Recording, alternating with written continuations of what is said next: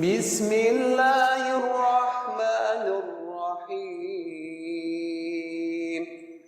الحمد لله الذي أمرنا بالتحالي بالآداب الفاضلة والتخلي عن الأخلاق السافلة، والصلاة والسلام على رسول الله محمد بن عبد الله وعلى آله وصحبه ومن تبعه ووالاه.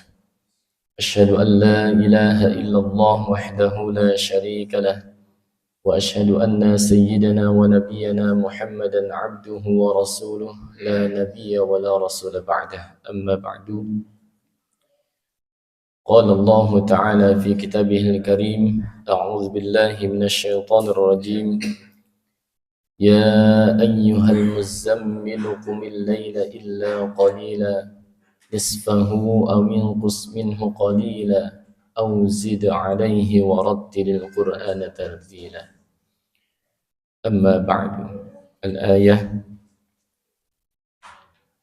Hadirin jamaah Masjid Utsman bin Affan yang dimana Allah Subhanahu wa taala. Pertama, marilah sama-sama kita memanjatkan puji syukur kita kepada Allah Subhanahu wa taala biqaulina alhamdulillah.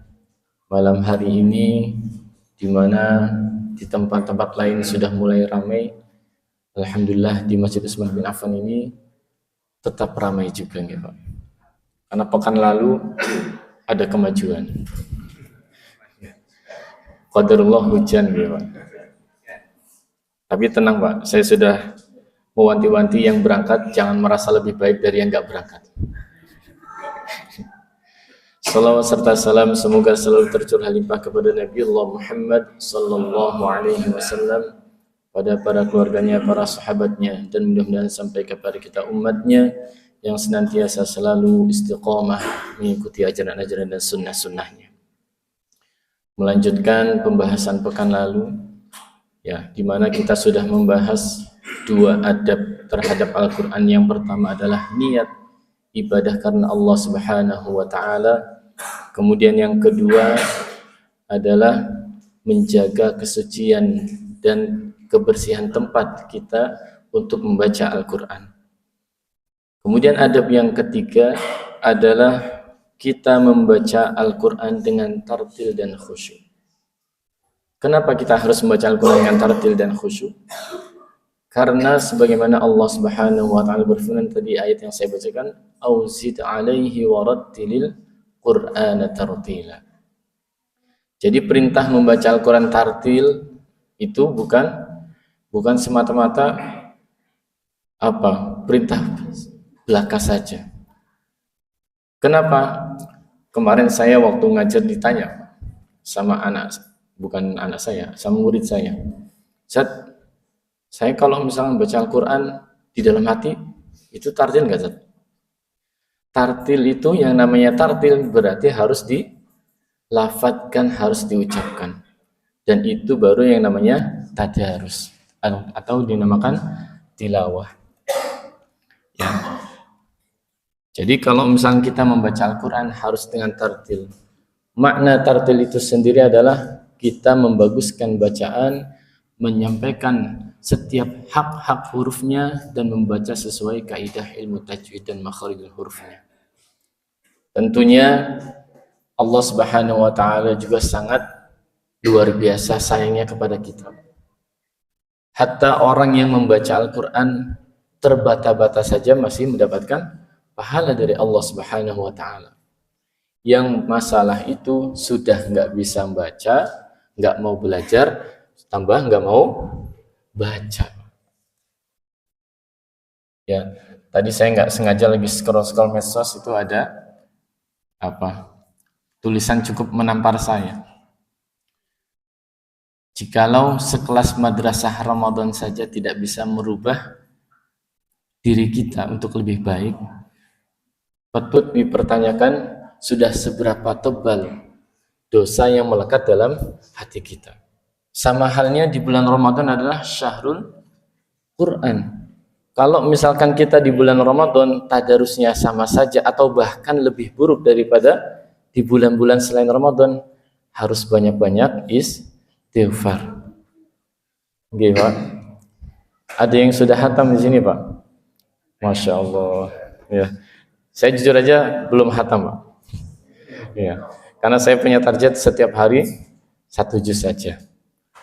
Karena jujur aja kalau saya setiap hari harus mempersiapkan juga untuk ngimami di Jensud. Itu sama aja kayak murojaah 1 juz setiap hari, bahkan bisa lebih. Tapi mudah-mudahan insya Allah sama-sama bernilai pahala di sisi Allah Subhanahu wa taala. Imam An-Nawawi menjelaskan bahwa membaca dengan tartil adalah perlahan-lahan, jelas hurufnya serta mentadaburi maknanya. Ya. Ada ulama mengatakan salah satu amalan yang tidak perlu khusyuk, tidak perlu tahu maknanya adalah hanya satu. Yaitu apa? Sholawat kepada Nabi Muhammad SAW. Panjenengan sambil tiduran, sambil ngapain aja itu dapat syafaat. Beda dengan Al-Quran. Kalau Al-Quran itu harus dibaca dengan baik, dibaca sesuai kaidah ilmu tajwid, ya. Kemudian syukur-syukur bisa meresapi maknanya. Kenapa? Karena tentunya pasti akan berbeda, Pak, pahalanya. Pahala antara orang yang lancar dengan orang yang terbata-bata pasti beda. Orang yang hanya membaca tanpa mentadaburi pasti beda. Ya, kenapa? Karena Allah itu Maha Adil. Allah tidak mungkin memberikan gaji seenaknya. Ya.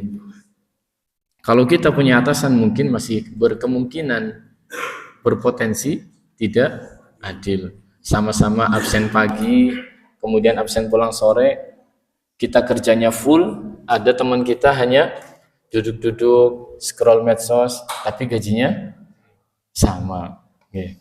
Terus nomor berapa nih, Pak? Ya, jenengan sing bos, berarti harus perhatian, Pak. Ya, barangkali panjenengan ada yang punya usaha, berarti harus benar-benar memperhatikan kinerja anak buahnya. Ya. Kemudian yang keempat, adab terhadap Al-Quran yaitu memuliakan Al-Quran. Ya, sebenarnya ketika kemarin kita membaca di tempat-tempat yang mulia, kemudian kita ketika membacanya juga dalam keadaan suci, itu sudah tergolong orang yang sudah memuliakan Al-Quran. Tapi di sini dalam kitab At-Tibyan dijelaskan bahwasanya salah satu memuliakan Al-Quran di sini adalah tidak meletakkannya di sembarang tempat. Ya, jadi Al-Quran itu disimpan di tempat yang terbaik. Jangan di dekat kamar mandi, kecuali memang kebelet ya, Pak. Misalkan habis tadarus, kemudian Qurannya ke bawah, ya udah kadung ke bawah, gimana lagi? Ya, kalau misalkan kondisinya seperti itu. Kemudian tidak menjadikannya sebagai bantalan. Ya, biasanya murid-murid saya, Pak, kalau misalkan apalagi Ramadan, Mas ngafalin, itu Quran bisa ada di batuknya, Pak. Ya, jadi awalnya di depan mata, di depan kepala, tahu-tahu ada di meja, kemudian buat bantalan. Itu salah satu tidak memuliakan Al-Quran. Dan kemudian menghadap kiblat dan juga tidak membacanya di tempat-tempat yang kotor sebagaimana saya kemarin sampaikan. Dan yang terakhir, adab terhadap Al-Quran adalah mengamalkan isi Al-Quran. Nah, ini yang paling berat, Pak. Mengamalkannya adalah perkara yang paling berat. Kenapa? Sebagaimana tujuan utama membaca Al-Quran adalah bukan hanya sekedar untuk khatam. Ya. Jadi kita membaca Al-Quran itu bukan soal siapa cepat, tapi siapa yang paling kuat. Maksudnya kuat apa, Pak?